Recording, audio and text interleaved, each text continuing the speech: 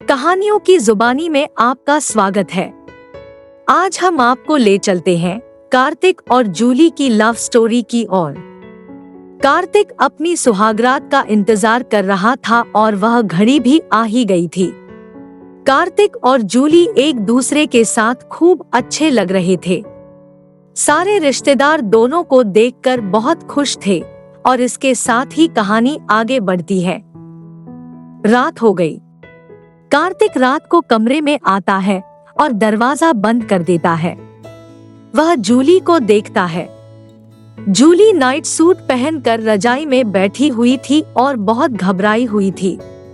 वह डरी हुई थी क्योंकि भले ही वह दोनों एक दूसरे को पहले से ही जानते थे, पर फिर भी उसे घबराहट हो रही थी।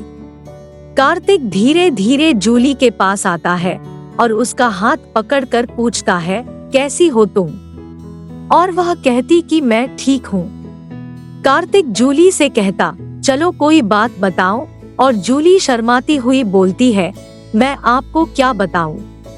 कार्तिक ने शरारत करते हुए कहा, चलो फिर कार्यक्रम शुरू करते हैं। कार्तिक जूली की कमर पर हाथ रखता है। जूली कहती है, नहीं।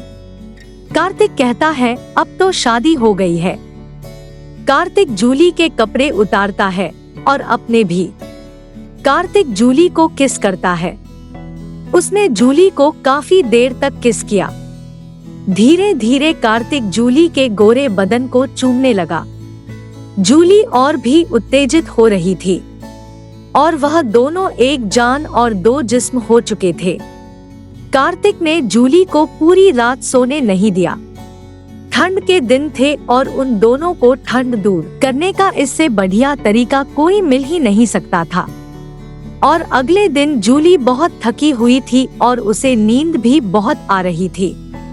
लगभग 1 महीना कार्तिक और जूली की हर रात सुहागरात ही होती थी। अब उनकी शादी को 8 महीने हो गए हैं, पर उनका प्यार और उत्साह अब भी ऐसा ही है।